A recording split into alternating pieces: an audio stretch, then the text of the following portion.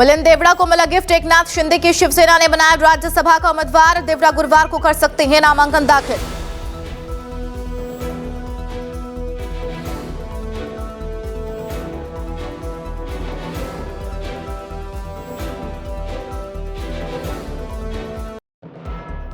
PM Modi के गढ़ वाराणसी में राहुल गांधी का रोड शो। प्रियंका गांधी भी होंगी साथ। 17 फरवरी को होगा रोड शो।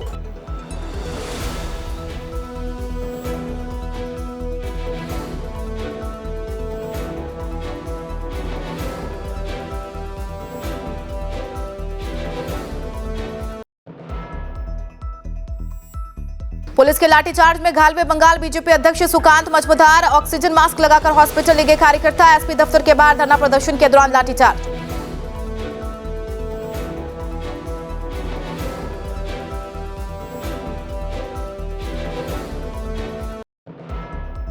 लोकसभा चुनाव से पहले कांग्रेस को लगा बड़ा झटका। विभाकर शास्त्री ने दिया इस्तीफा। बीजेपी में हुए शामिल।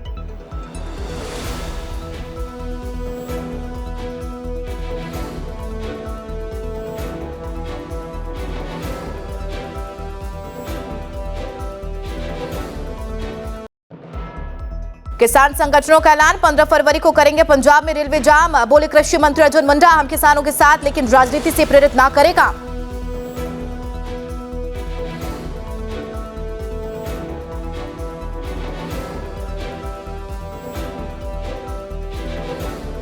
नमस्कार, नवतेज टीवी देख रहे हैं आप और मैं आपके साथ हूं चंदा यादव। लोकसभा चुनाव से पहले राज्यसभा चुनाव पर बीजेपी के तमाम दिग्गजों की पैनी नजर है। बीजेपी के साथ साथ तमाम कांग्रेसियों की बात कर ले तो पैनी नजर अटकी हुई है। लेकिन राजस्थान की बात कर ले तो राजस्थान में बीजेपी की तरफ से 2 सीटों पर टाल ठोक दी गई है और इसके अलावा एक सीट पर कांग्रेस संसदीय दल के अध्यक्ष सोनिया गांधी ने नामांकन दाखिल कर दिया। उनके नामांकन के समय पूर्व मुख्यमंत्री अशोक गहलोत, कांग्रेस नेता सचिन पायलट, पीसीसी अध्यक्ष गोविंद सिंह डोटासरा और विधानसभा में नेता प्रतिपक्ष टीकाराम जूली मौजूद रहे। हालांकि सोनिया गांधी के राजस्थान से राज्यसभा जाने की कई सियासी माने लगाई जा रही हैं। बताया जा रहा है कि लोकसभा चुनाव में राजस्थान को साधने के लिए सोनिया गांधी को राज्यसभा भेजा जा रहा है।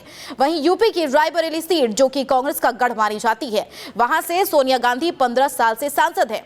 लेकिन कहा जा रहा है कि पार्टी अब युवाओं पर विश्वास जताना चाहती है। यही कारण है और कयास लगाए जा रहे हैं कि कांग्रेस महासचिव प्रियंका गांधी को मैदान में उतार सकती है। लेकिन अब वो रायबरेली छोड़ राज्यसभा का रुख कर रही है।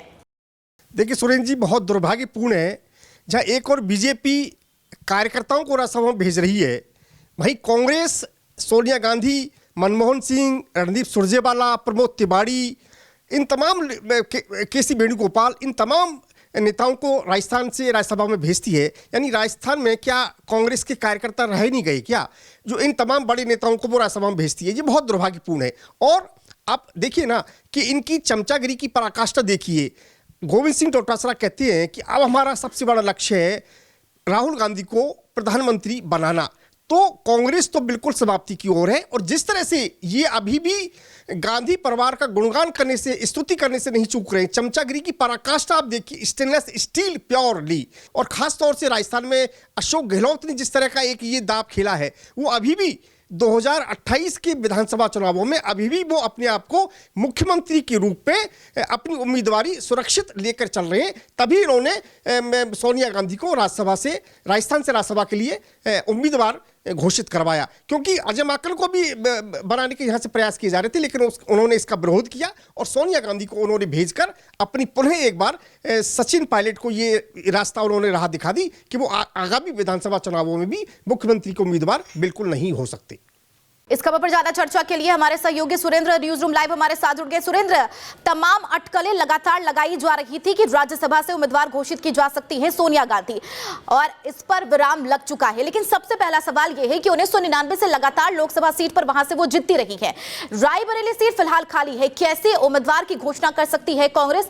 जो प्रियंका गांधी पर कयास लगाए जा रहे हैं, कितनी सच्चाई? बिल्कुल चंदा, देखिए जिस तरीके से कांग्रेस की राजनीति में जो नया उछाल आया है, वो उछाल ये आया है कि राजस्थान की रास्ते से जो है वो सोनिया गांधी राज्यसभा तक पहुंचेगी। लेकिन यहां पर दो बड़े महत्वपूर्ण मुख्य बिंदु हैं। पहला है रायबरेली, दूसरा है राजस्थान। हालांकि मैं पहले रायबरेली की बात बाद में करूंगा, पहले करूंगा राजस्थान। हालांकि राजस्थान में कांग्रेस लगातार, चाहे वो विधानसभा चुनाव हो या फिर लोकसभा चुनाव हो, हालांकि इन दोनों चुनावों में कांग्रेस जो है वो ये कहती है कि हम युवाओं को आगे लेकर के आएंगे और युवाओं को जो है वो मौका देंगे। लेकिन यहां पर मुझे कुछ पंक्तियां याद आती है कि सियासत इस कदर आवाम पे एहसान करती है, पहले आंखें छीन लेती है फिर चश्मेदान करती है।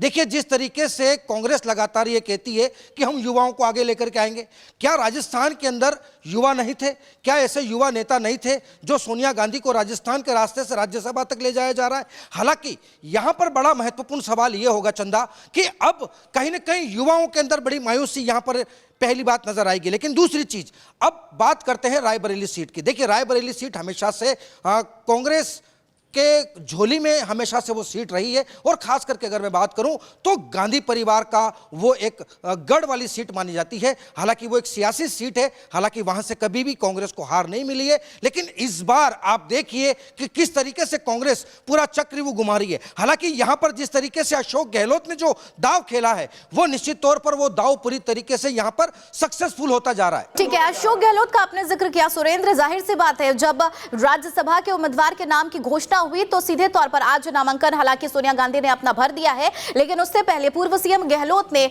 बाकायदा एक ट्वीट किया और ट्वीट में उन्होंने यही लिखा है कि प्रधानमंत्री का पद छोड़ने वाली सोनिया गांधी को यानी कि बहुत बहुत शुभकामनाएं राज्यसभा के लिए। हालांकि वो दौर भी हमें नहीं भूलना चाहिए जब सुषमा स्वराज ने सीधे तौर पर कहा था कि अगर सोनिया गांधी प्रधानमंत्री बनती हैं तो वो अपना सिर मुंडवा लेंगी।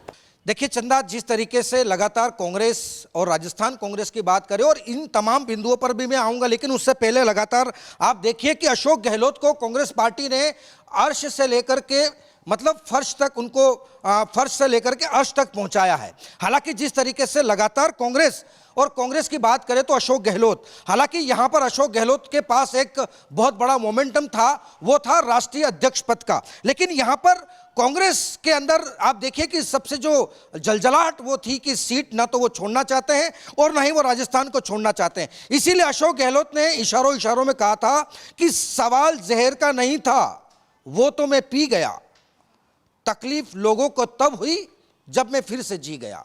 देखिए, अब राजस्थान से अशोक गहलोत को हटाने के लिए जो केंद्रीय नेतृत्व ने जो जाल बिछाया था कि उनको राष्ट्रीय पद का दर्जा दे देंगे तो सचिन पायलट आराम से राजस्थान में अपनी राजनीतिक आगे बढ़ा सकते हैं। लेकिन यहां पर देखिए कि वापस से यू टर्न किस तरीके से हुआ। हालांकि अब सुषमा स्वराज वाली अगर जो बात है, देखिए बीजेपी के अंदर भी कोई चीज छिपी हुई नहीं है, लेकिन बीजेपी में भी वो चीज कब आती है जब वो हद से बाहर हो जाती है। लेकिन कांग्रेस में आप देखिए कि छोटी छोटी बातें भी लीक होकर के सियासतदानों तक पहुंचती है, इसलिए हवा बनती है। और हवा बनने के बाद आप देखिए कि अशोक गहलोत ने सोचा था कि मैं सोनिया गांधी के सामने अगर इस तरीके का अगर प्लान तैयार करता हूं कि ठीक है, ऐसे में सुरेंद्र अगर वर्तमान की स्थिति की बात करें तो जाहिर सी बात है अब राज्यसभा से नामांकन दाखिल कर चुकी हैं सोनिया गांधी। हालांकि अब ये प्रबल संभावना जताई जा सकती है कि लोकसभा से अब आगे चुनाव नहीं लड़ेंगे। लेकिन अगर पिछली बात कर ले हम 2019 लोकसभा चुनाव की, तो सीधे तौर पर उन्होंने ऐलान भी किया था कि अब उनका यह आखिरी चुनाव है यानी कि लोकसभा के तौर पर। लेकिन ऐसे में यह सवाल अभी भी बरकरार है, चूंकि कांग्रेस सत्ता में नहीं रही, लेकिन उसके बाद भी अगर रायबरेली सीट हम देखें तो लगातार वहां से सोनिया गांधी जीतती आई है। लेकिन वहां से ऐसी दावेदारी ठोकना कांग्रेस के लिए, ऐसे महत्वपूर्ण चेहरे को उतारना एक बहुत बड़ी चुनौती होगी। देखिए, लगातार कांग्रेस में जयचंदों की बात आती है। जयचंद हमेशा जो है वो कहीं न कहीं कांग्रेस के लिए बड़े नासुर बनते जा रहे हैं। इसीलिए कहा है कि अगर कोई और ना धोखा देगा, इतनी उम्मीद तो वापस कर दे, हमसे हर ख्वाब छीनने वाले हमारी नींद तो वापस कर दे। हालांकि देखिए, रायबरेली जो सीट है, ये सीट हमेशा से अब वहां पर देखिए कि कांग्रेस का जो गणित है, जो आला कमान है, वो किस तरीके से गणित सेट कर रहा है। आप देखिए कि सोनिया गांधी को राज्यसभा राजस्थान के रास्ते से पहुंचा दिया। रायबरेली सीट जो है वो पहले अब प्रियंका गांधी के लिए वो जगह खाली कर दी गई। हालांकि उससे पहले की जो सीट थी राहुल गांधी जो है वो वायनाड से लड़ रहे हैं। हालांकि अब देखिए कि गांधी परिवार के इतर ही आसपास पूरी राजनीति घूमती हुई नजर आ रही है। लेकिन यहां पे सबसे बड़ा सवाल चंदा ये रहेगा कि क्या राजस्थान के अंदर ऐसे युवा काबिल नहीं थे। हालांकि इस पर बीजेपी ने भी चुटकी ली है और बीजेपी ने कहा है कि कांग्रेस के पास ऐसे दिग्गज नेता नहीं है, इसलिए सोनिया गांधी को राजस्थान के रास्ते से राज्यसभा पहुंचाया है। लेकिन यहां पर अब आप देखिए, इधर से सचिन पायलट को बिल्कुल तड़ीपार कर दिया गया है, इधर से आप देखिए कि अजय माकन लड़ना चाहते थे, अजय माकन का भी अशोक गहलोत ने रास्ता साफ कर दिया। अब बचे यहां पर सिर्फ और सिर्फ अशोक गहलोत, यानी कि 2028 के अंदर जब चुनाव होगा। ठीक है, यानी कि जग जाहिर हो चुका है कि लोकसभा चुनाव से पहले तमाम पार्टियों की नजर राज्यसभा चुनाव पर है। हालांकि 27 फरवरी को चुनाव होने हैं, 9 से 4 बजे तक मतदान होगा और 5 बजे ही उसी दिन मतगणना हो जाएगी और यह फैसला हो जाएगा कि आखिरकार किसका पलड़ा ज्यादा भारी है। बहरहाल कांग्रेस की तरफ से अगर बात की जाए तो राज्यसभा से उम्मीदवार घोषित कर दिया गया है, यानी कि सोनिया गांधी को पर्चा दाखिल कर दिया है। एक तरफ जहां राजस्थान में बीजेपी 2 सीटों पर जीतने का दावा कर रही है, तो दूसरी तरफ कांग्रेस ने अपने उम्मीदवार की घोषणा कर दी है। हालांकि देखा जाए तो गांधी परिवार में ये दूसरा सदस्य यानी कि सोनिया गांधी दूसरी ऐसी सदस्य हैं जो राजस्थान से राज्यसभा चुनाव के लिए उन्होंने नामांकन डाला। इससे पहले पूर्व प्रधानमंत्री इंदिरा गांधी ने नामांकन भरा था। बहरहाल वाकई देखना है होगा कि किस तरीके की आगे स्थिति होनी है। भारत में 5 दशकों के लंबे इंतजार के बाद 22 जनवरी को आखिरकार रामलला का प्राण प्रतिष्ठा हुआ और पूरे भारत में उत्सव का माहौल देखा गया। बताते चले पूरे देश में इस दौरान उत्सव मनाया गया। वहीं अब भारत से बाहर यानी कि संयुक्त अरब अमीरात की राजधानी अबू धाबी में हिंदू मंदिर बनाया गया है। खास बात यह है कि मुस्लिम बहुल देश में यह एकमात्र हिंदू मंदिर बनाया गया है और उसके उद्घाटन के लिए प्रधानमंत्री मोदी को विशेष रूप से आमंत्रित किया गया। दूसरी तरफ राम के ही देश में सूर्य नमस्कार को राजनीति से जोड़कर यहां के मुस्लिम भाई विरोध कर रहे हैं। दरअसल राजस्थान में 15 फरवरी को सभी स्कूलों में सूर्य सप्तमी पर सामूहिक रूप से सूर्य नमस्कार का आयोजन होगा। इसको लेकर राजस्थान में विरोध शुरू हो गया है। बता दें जमीयत उलमा के जनरल सेक्रेटरी अब्दुल वाहिद ने इस पर आपत्ति जताते हुए इसका विरोध किया। उन्होंने कहा कि किसी धर्म यानी कि दूसरे धर्म की मान्यता को किसी धर्म या व्यक्ति पर नहीं थोपा जा सकता। हर आदमी अपने विचार के अनुसार काम करने के लिए स्वतंत्र है। वहीं भजनलाल सरकार का कहना है कि योग और खेल शरीर को स्वस्थ रखने के लिए है, इसका राजनीति से कोई लेना देना नहीं। तो इसी खबर पर ज्यादा जानकारी के साथ न्यूज रूम से हमारे वरिष्ठ संवाददाता उमंग माथुर हमारे साथ जुड़ गए। उमंग जी, एक तरफ जहां मुस्लिम बहुल क्षेत्र में पहला हिंदू मंदिर बनाया गया है और उसका खुद उद्घाटन प्रधानमंत्री नरेंद्र मोदी करेंगे। बिल्कुल चंदा, अक्सर ये देखा गया है कि जब भी कोई अच्छा काम होने वाला होता है उसे कहीं ना कहीं जो विरोधी हैं, भले ही वो कांग्रेस के विरोधी हों या बीजेपी के विरोधी हों, हर विरोधी का काम सिर्फ इतना रह गया कि उसे सिर्फ विरोध करना है। विरोध के पीछे के कारण क्या है वो उसे समझा नहीं पाते। ये वही बात है जब हिजाब का विरोध किया जा रहा था। और सबसे बड़ी बात है कि जो मोहम्मद साहब जिसकी पूजा अर्चना पूरा मुस्लिम समुदाय करता है, उन मोहम्मद साहब के वंशज वो तक अपने घर की स्त्रियों को हिजाब नहीं पहनाते, लेकिन हमारे यहाँ पे हिजाब का विरोध बदस्तूर जारी है। वहीं अब अगर सूर्य नमस्कार को ले रहे, अबू धाबी का आपने जिक्र करा, अबू धाबी में मुस्लिम कंट्री है और वहाँ पर 20 एकड़ से भी ज़्यादा भूमि पर वहाँ पर राम मंदिर बन रहा है। शेख ने खुद ये भूमि दान की है। हालांकि इसकी मुहिम साल 1997 में छेड़ी गई थी। लेकिन ये और बात है, सबसे बड़ी बात और ध्यान देने वाली बात यह कि मुस्लिम बाहुल्य देश के अंदर जहाँ पे हर एक व्यक्ति मुस्लिम है, वहाँ पर राम का मंदिर बन रहा है और हमारे यहाँ के मुस्लिम सूर्य नमस्कार जो कि एक यौगिक क्रिया है उसका विरोध कर रहे हैं। और तर्क भी क्या क्या दिए जा रहे हैं कि हमारे धर्म में इसकी इजाज़त नहीं है, जबकि सूर्य नमस्कार को धर्म से ना जोड़कर सेहत से अगर जोड़ा जाए, जो कि बीजेपी भी कह रही है। और कई ऐसी बात नहीं है कि हर एक मुस्लिम संगठन इसका विरोध कर रहा है। कई मुस्लिम संगठनों ने जिस प्रकार से योग को अपनाया वैसे ही उन्होंने सूर्य नमस्कार को भी अपनाया है। उनका साफ तौर पर कहना है कि ये शरीर को स्वस्थ रखने की एक प्रक्रिया है। अगर इसे हर एक व्यक्ति हर एक बच्चा अपनाता है तो उसका शरीर न सिर्फ हम कह सकते हैं फिजिकल बल्कि मेंटल रूप से भी सेहतमंद होगा। लेकिन इसका विरोध करने के पीछे क्या कुछ कारण है वो अभी तक समझ के बिल्कुल बाहर है। हालांकि बीजेपी सरकार के शिक्षा मंत्री मदन दिलावर ने इसकी घोषणा कर दी है। हाईकोर्ट भी कई मुस्लिम संगठन गए थे लेकिन उनकी याचिका को हाईकोर्ट ने खारिज कर दिया है। ठीक है, ऐसे में यानी कि अगर देखा जाए तो तमाम संगठनों के अपने अपने तर्क इसमें दिए जा रहे हैं सूर्य नमस्कार को लेकर। उमंग जी, अगर देखा जाए तो हालांकि मदन दिलावर ने स्पष्ट तौर पर कह दिया है कि सूर्य नमस्कार होकर रहेगा। और इसमें अगर पूर्व शिक्षा मंत्री बी डी कल्ला की बात करें तो उन्होंने सीधे तौर पर एक एग्जाम्पल दिया। उन्होंने कहा कि जब कांग्रेस सरकार थी सत्ता में तब योगाभ्यास किया जाता था, लेकिन उसमें ऐसा नहीं था कि सभी बच्चों को शामिल होना है। उसमें चाहे आप शामिल हो सकते हैं या फिर नहीं हो सकते हैं। सीधे तौर पर उन्होंने पूर्व यानी कि सत्ता में रह भी फिलहाल बीजेपी सरकार पर हमला बोला है। बिल्कुल चंदा, कांग्रेस की अगर बात करें तो बी डी कल्ला के उस बयान पर हमने प्रतिक्रिया भी लेनी चाहिए थी। बीजेपी के तमाम नेताओं का कहना है कि कांग्रेस हमेशा तुष्टीकरण में विश्वास रखती है। वो एक धर्म संप्रदाय के लोगों को वो बिल्कुल नाखुश नहीं करना चाहती, इसलिए उनकी सरकार में इस प्रकार का आदेश था। जबकि योगाभ्यास भी करते हैं। आप देखिए 21 जून को पूरा विश्व योगा डे मनाता है, तो उसमें योगा डे हर एक मुल्क में हो रहा है, हर एक देश में हो रहा है। जाहिर सी बात है वहाँ पर जो मुस्लिम बाहुल्य देश हैं वो भी इस योगा डे को मना रहे हैं। लेकिन सबसे मजे की बात यह है कि मुस्लिम देशों में जो प्रथाएं अपनाई जा रही हैं, भले वो योगा की हो, सूर्य नमस्कार की हो, हिजाब को हटाने की हो, वो प्रक्रिया का हम कह सकते हैं कि यहाँ पर भारत में इसका बिल्कुल उल्टी तरीके से उसको अपनाया जा रहा है। हिजाब का यहाँ पर समर्थन किया जा रहा है, जबकि इसका किसी भी प्रकार से कोई लेना देना नहीं है। धर्म ग्रंथों में इसका कहीं कोई उल्लेख नहीं मिलता। सूर्य नमस्कार और योगा का यहाँ पर विरोध किया जा रहा है, जबकि हम पहले भी बता चुके हैं ये एक प्रकार से शरीर को स्वस्थ रखने की एक क्रिया है। चंदा जी, बहुत बहुत शुक्रिया उमंग जी इस खबर पर लगातार चर्चा के लिए। बहरहाल जिस तरीके से यहाँ पर लगातार मुस्लिम संगठनों की बात कर ले तो हाईकोर्ट का दरवाजा खटखटाया, लेकिन वहां पर याचिका उनकी खारिज हो गई। मुस्लिम संगठनों का साफ तौर पर कहना था कि सूर्य नमस्कार में कुछ ऐसे बातें बुलवाई जा रही हैं जो धर्म से कहीं ना कहीं जुड़ी है, और मुस्लिम में इस तरीके के जो अगर बात कर ले धर्मों की तो इजाजत नहीं देता है, यानी कि सिर्फ और सिर्फ मुस्लिम संगठन इसका विरोध करता हुआ नजर आ रहा है। बहरहाल कल का समय वाकई देखना अहम होगा कि किस तरीके से सूर्य नमस्कार तमाम स्कूलों में किया जाएगा और क्या आगे भी इस पर राजनीति की जाती है या फिर नहीं।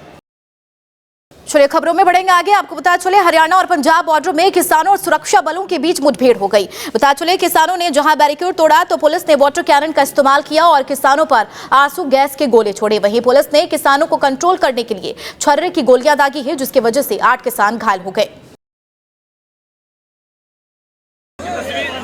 इस वक्त दाता सिंह वाला बॉर्डर की है, खनौरी बॉर्डर की है, और यहाँ पर किसानों को रोकने के लिए जो 7 लेयर के बैरिकेड बनाए गए हैं, उस बैरिकेडों को तोड़ने के लिए किसान पूरे आक्रोश में है, पूरे जोश में है। आपको बता दें कि यहाँ पर खनौरी बॉर्डर पर कम से कम 10,000 ट्राली पहुँच चुकी है और लाखों की संख्या में जो है किसानों के पहुँचने की यहाँ पर सूचना है।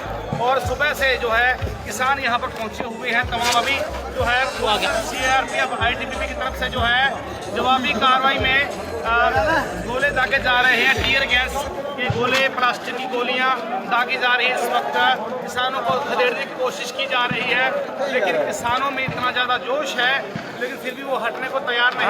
और किसान अपने साथ में पूरे बंदोबस्त लेकर आए हैं। उन आंसू गैस के गोलों को रोकने के लिए पूरा बंदोबस्त है उनके पास में। ये सीधी तस्वीरें दाता सिंह वाला बॉर्डर पे है।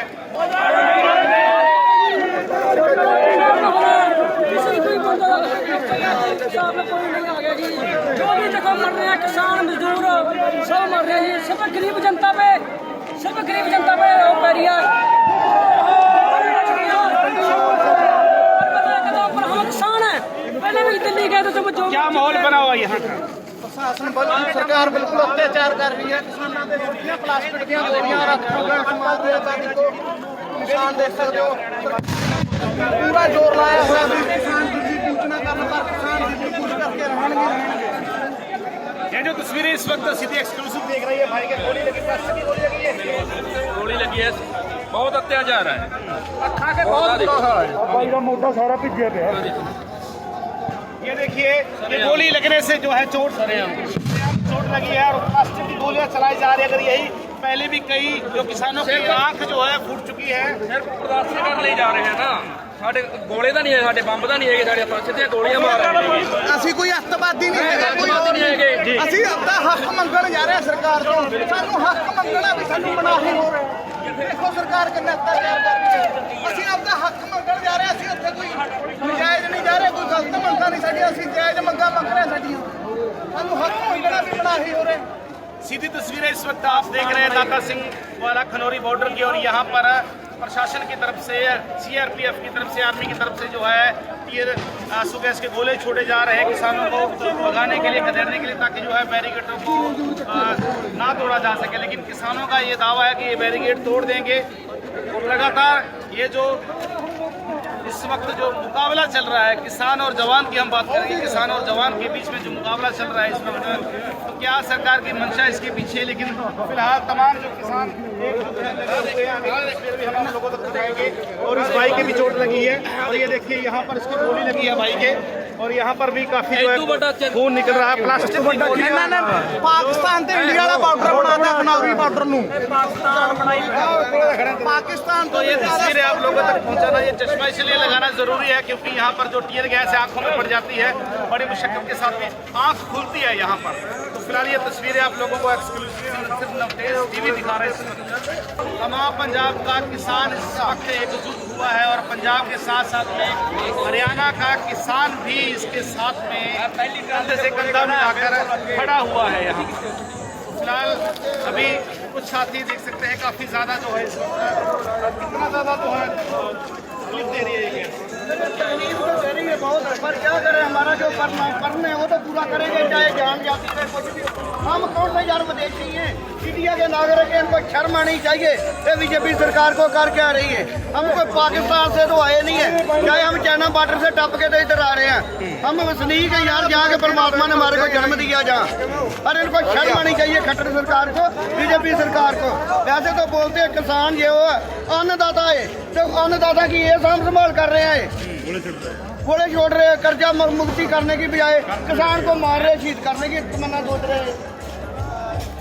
चलिए फिर भी आप आगे डटे रहेंगे। हाँ डटेंगे, बिल्कुल डटेंगे। ਇਹਨਾਂ ਕੋ ਵੀ ਦੁਨੀਆ ਦੇ ਨੰਗ ਹੋਗੇ ਐਸ ਕਰਦੇ ਲੜਾਂਗੇ ਇੱਕ ਵਾਰ ਮਾਨੇ ਕੋ ਜਿਉਣਾ ਐਸ ਕਰਦੇ ਬੁਰੇ ਯਾਰ ਅਸੀਂ ਡਟੇ ਹੋਏ ਅਸੀਂ ਦਿੱਲੀ ਜਾ ਕੇ ਦਿੱਲੀ ਦੀ ਫੈਕਟਰੀ ਤੇ ਬੈਠਾਂਗੇ ਜਾ ਕੇ पूरे किसान जोश में है। अभी लगभग आधे पौने घंटे से आंसू गैस के गोले छोड़े जा रहे हैं। तमाम मीडिया कर्मी भी यहाँ पर मौजूद है इस वक्त और पूरी कवरेज आप लोगों को दे रहे हैं कि किसान और जवान सीधे तौर पर आपस में लगे हुए हैं, आपस में लड़ाई चल रही है जैसे इंडिया पाकिस्तान की लड़ाई होती है। आज कारगिल बना हुआ है दाता सिंह खनौरी वाला का बॉर्डर। फर्क सिर्फ इतना है कि यहाँ पर दुश्मन नहीं है, यहाँ फिर सिर्फ अपने हैं। उधर कांग्रेस नेता पवन खेड़ा ने प्रेस कॉन्फ्रेंस कर केंद्र की सरकार पर जमकर हमला बोला है। बताया चले उन्होंने किसान के मुद्दे पर सरकार को घेरते हुए कहा कि मोदी सरकार किसानों के ऊपर अत्याचार कर रही है, उनके रास्ते रोक रही है। यह निंदनीय है जो सरकार किसानों से वादे करके सत्ता में आई और आज उसे किसानों के ऊपर आंसू गैस के वाटर कैनन चला रही है। इतना ही नहीं, उन्होंने पीएम मोदी को किसानों से माफी मांगने की भी अपील की। पूछिए नरेंद्र मोदी से जो 2014 में अपने ऊंची आवाज में वादे कर रहे थे, इनपुट कॉस्ट प्लस 50% मैं दूंगा, एमएसपी दूंगा, क्या हुआ उस वादे का? 2014 से 24 में आपको 2 बार जिता दिया किसानों ने। आपने तो धोखा दिया किसानों को, आपने झूठ बोला, सरेआम झूठ बोला, माफी मांगनी चाहिए आपको। किसानों के केवल झूठ बोला, फिर किसानों को आतंकवादी और बोला। किसानों के रास्ते रोके जा रहे हैं, उन पर टीयर गैस जलाई जा रही है, गोलियां चलाई जा रही हैं। रास्ते रोक रहे हैं, ना केवल किसानों के रास्ते रोक रहे हैं, मैं और आप भी वहां से आ नहीं जा सकते। क्यों नहीं जा सकते? नियम क्या है जिस नियम के तहत सरकार रास्ते रोक रही है? कभी हमने नहीं सुना कि सरकार रास्ते रोकती। उधर भाजपा के वरिष्ठ नेता ओंकार सिंह लखावत ने तीसरी बार कार्यभार संभाला है। आपको बताया चले पुष्कर तीर्थ नगरी में धरोहर प्रोन्नति प्राधिकरण के अध्यक्ष और भाजपा के वरिष्ठ नेता ओंकार सिंह लखावत ने तीसरी बार कार्यभार संभालने के बाद पवित्र पुष्कर धरोहर के ब्रह्मा घाट पर वैदिक मंत्रोच्चारण के साथ पूजा अर्चना कर अपनी तीसरी बार की शुरुआत की है। लखावत को उनके पुश्तैनी पुरोहित रमेश धर्मावत, दीपक धर्मावत ने पूजा अर्चना करवाई। लखावत ने पास स्थित कदनी माता मंदिर के दर्शन भी किए। तो वहीं इस दौरान भाजपा नेता वेद प्रकाश पराशर के नेतृत्व में लखावत का स्वागत किया गया। खबर अजमेर से है, जहां पर एसीबी ने बड़ी कार्रवाई करते हुए अधिकारी को रिश्वत लेते हुए रंगे हाथों गिरफ्तार किया है। बताया चले कार्रवाई कर सहायक प्रशासनिक अधिकारी सुनील जैन को रंगे हाथों पकड़ा। दरअसल जीपीएफ का भुगतान करने के एवज में रिश्वत की मांग की थी। भ्रष्टाचार निरोधक ब्यूरो की अजमेर इकाई को परिवादी द्वारा शिकायत भी दी गई थी, जिसके बाद रिश्वत लेते हुए एएसपी अतुल साहू के नेतृत्व में कार्रवाई कर अधिकारी को रंगे हाथों गिरफ्तार कर लिया गया। पुलिस के निर्देशन में आरोपी से फिलहाल पूछताछ जारी है।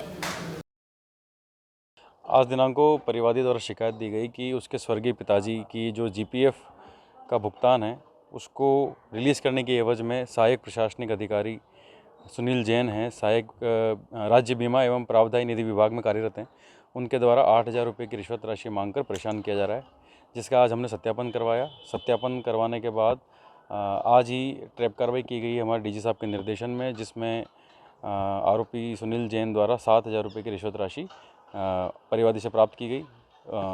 उसको हमने रंगे हाथों गिरफ्तार किया। अजमेर के रामगंज थाना क्षेत्र में पुलिस को बड़ी सफलता हाथ लगी है, जहां पर पुलिस ने बड़ी गिरफ्तारी की है। बताया चलिए पुलिस ने कार्रवाई करते हुए अवैध देशी पिस्तौल के साथ एक युवक को गिरफ्तार किया। पुलिस ने आरोपी के पास से एक पिस्तौल और एक कार जब्त की है। आरोपी के खिलाफ पुलिस ने आर्म्स एक्ट में मुकदमा दर्ज कर मामले की जांच शुरू कर दी है। हजारीबाग चौराहे से आसागंज की तरफ एक बिना नंबरी कार आ रही है, जिसमें एक व्यक्ति है जिसके पास अवैध हथियार होने की सूचना है, जिस पर मैं जाब्ते के हजारीबाग पहुंचे, जहां पर एक कार बिना नंबरी I-20 आती नज़र आई, जिसको रोकना चाहा तो मुड़कर जाने लगी, जिसको हमने रोका और उसमें बैठे चालक की तलाशी ली तो उससे अवैध देसी पिस्टल एक बरामद हुई। इसको जब्त किया, वाहन को जब्त किया और मुलजिम को गिरफ्तार किया। इसका नाम है इमरान। खबर सोनभद्र से है, जहां पर पुलिस ने बड़ी कार्रवाई करते हुए 5 गांजा तस्करों को गिरफ्तार किया है। बताया चले सोनभद्र के कर्मा थाना क्षेत्र में अवैध मादक पदार्थ तस्करी के मामले में पुलिस को बड़ी सफलता हाथ लगी। पुलिस ने 5 गांजा तस्करों को गिरफ्तार किया और 1 क्विंटल से ज्यादा गांजा बरामद किया है। बता दें, पकड़े गए गांजे की अनुमानित कीमत 11 लाख रुपए बताई जा रही है। वहीं पुलिस आरोपियों से फिलहाल पूछताछ कर रही है। देखिए, जनपद सोनभद्र के थाना कर्मा में चेकिंग के दौरान एक DCM वाहन में गांजा पकड़ा गया है। 1 क्विंटल से ऊपर गांजा है, जो उड़ीसा से लाके यूपी के विभिन्न जनपदों में वितरित करने के लिए एक गांजा तस्कर गैंग इसमें एक्टिव था। 5 लोगों को हमने इसमें गिरफ्तार किया है, जो प्रतापगढ़, गाजीपुर, आजमगढ़ के रहने वाले हैं और इससे पूर्व में भी इन लोगों का आपराधिक इतिहास है। इस तरीके की आज एक रिकवरी जनपद सोनभद्र में हुई है, उसी के संबंध में प्रेस वार्ता की गई है। गांजा कहाँ से आ रहा था? गांजा बताया गया है कि संबलपुर है उड़ीसा में स्थान, वहाँ से गांजे को लाया जा रहा था और सब्जियों के बीच में, पत्ता गोभी के बीच में इसको छुपा के ये लोग लाए थे। खबर यूपी के अलीगढ़ से है, जहां पर खेत में छात्र का शव पाया गया, जिसके बाद पूरे क्षेत्र में सनसनी फैल गई। बताया चले, उत्तर प्रदेश के जनपद अलीगढ़ के थाना महुआ खेड़ा क्षेत्र के केशवपुर डगड्राना गांव में एक छात्र का शव मिला है। गडराना में शव मिलने के बाद इलाके भर में हड़कंप मच गया। हालांकि शव देखते ही स्थानीय लोगों ने पुलिस को सूचित कर दिया, जिसके बाद पुलिस वहां पहुंची और मामले की छानबीन में जुट गई है। दिनांक 13/2/2024 को समय 10:30 बजे रात्रि PRB द्वारा सूचना प्राप्त हुई कि ग्राम केशवपुर गढ़राना थाना महुआ खेड़ा के जंगल में एक व्यक्ति का शव उसी के खेत में पाया गया है।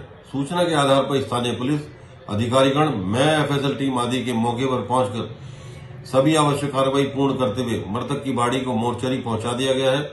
मौके की प्रारंभिक जांच से प्रथम दृष्टया आत्महत्या का मामला प्रतीत हो रहा है, फिर भी साक्ष्य व विशेषज्ञ परीक्षण रिपोर्ट आदि के आधार पर विधिक कार्रवाई अमल में लाई जा रही है। खबर राजस्थान के ब्यावर से है, जहां पर सुरंग को खोदकर क्रूड ऑयल चोरी करने का मामला सामने आया है। दरअसल राजस्थान के ब्यावर में सुरंग खोदकर क्रूड ऑयल चोरी के मामले में अब SOG जांच करेगी। SOG के अधिकारी ने घटनास्थल पर पहुंचकर पूरे मामले को अपने अधिकार क्षेत्र में ले लिया है। बता दें, शातिर चोर ने पेट्रोल पंप के पीछे सुरंग में पाइप डालकर क्रूड ऑयल चोरी करते थे, जिसके बाद पुलिस ने कई चोरों को गिरफ्तार भी कर लिया। बुलेटिन में फिलहाल मेरे साथ इतना ही। बने रहिए नवतेज टीवी के साथ। नमस्कार।